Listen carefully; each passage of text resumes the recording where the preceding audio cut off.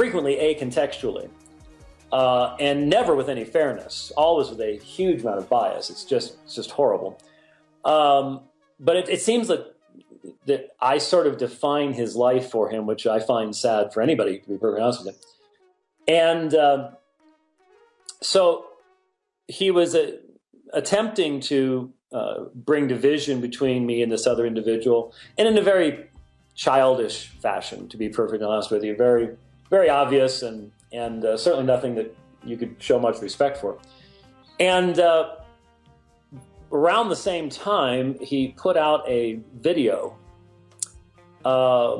addressing the issue of Ignatius of Antioch. And this, obviously, Ignatius came up in the debates that we did with Elder Rakah and the GOCC.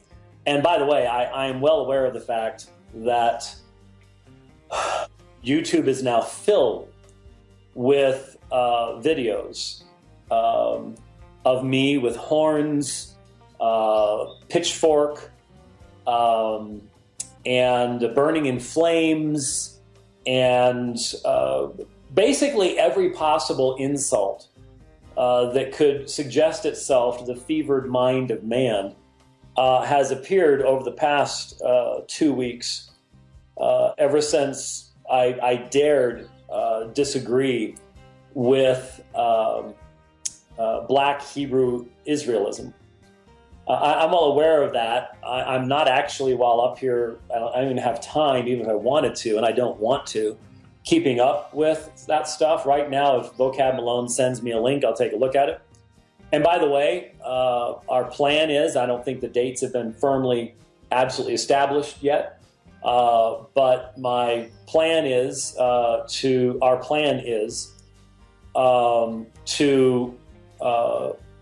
I wish there was a way I could minimize just that window.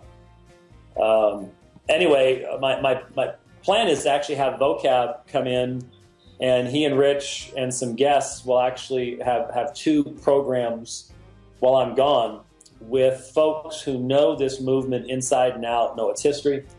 And again, the idea being eventually what we want is a resource that people can go to, and they can watch these videos, and in the majority of the instances, do so without having to have a profanity filter on, and hear meaningful, solid discussions of the issues raised by Hebrew Israelism, as well as a discussion of the wild-eyed racism that is expressed by the Black Hebrew Israelite movement, and just the horrific nastiness of it. And by the way, I might note as well that I was just sent an article by someone about the recent shootings, and of course they decided just to take a shot at me and refer back to the old Ron articles. This does illustrate what we'll be talking about later on. Once something appears on the internet, no matter how absurd it is, how untrue it is, it will be repeated over and over again.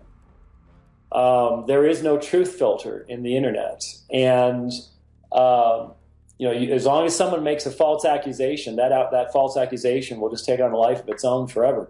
I think that's one of the reasons that God takes truth speaking so seriously. And one of the commandments is that we are not to lie, that we are to be people who speak with truth, and that therefore we should be very, very slow to make accusation, especially against individuals, because God takes that seriously. But anyway, like I said, someone sent me an article, and they were taking further shots.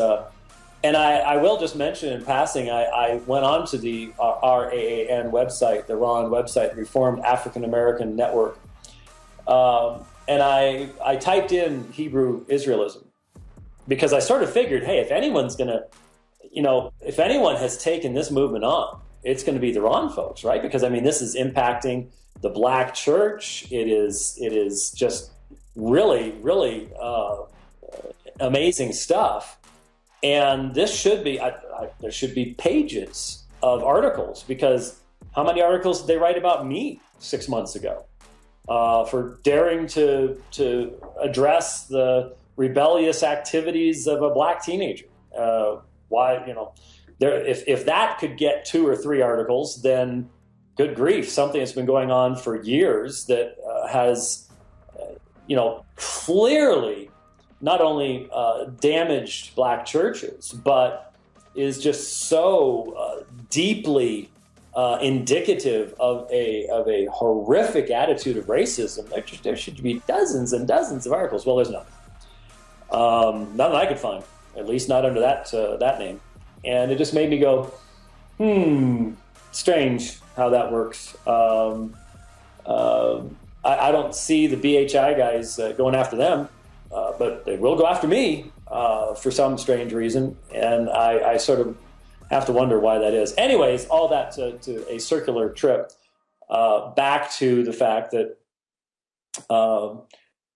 this video was posted talking about Ignatius. And what it did is it, played Unitarian webcasts and tried to cobble together. And it's, again, all due respect, but the person putting it together is not a historian and has not ever taught history, to my knowledge. Is not published in any type of historical field or anything like that. And so it's real easy for them to just sort of cobble things together, figuring that their audience is not going to be overly concerned about the sources you're using as to whether they are consistent or anything else. Obviously, for Christians, what we want to know is we want to ask the question, if we look at Ignatius of Antioch, what did he believe? He's very important because he dies about 108 AD. And so you're talking about contemporaneous with John, with the last of the apostles. So that very important period of time in which we only have things like probably the Didache, Clement. We just don't have much, nor should we expect to have much. I mean, persecution had already begun. This is a small movement, generally speaking. And so the idea of having a huge amount of literature wouldn't make any sense. But we do have some, thankfully. And Ignatius's epistles live and breathe the primitive church, and hence are very important to us because of that. And the question is, what did Ignatius believe? Now, it's funny, if my Muslim friends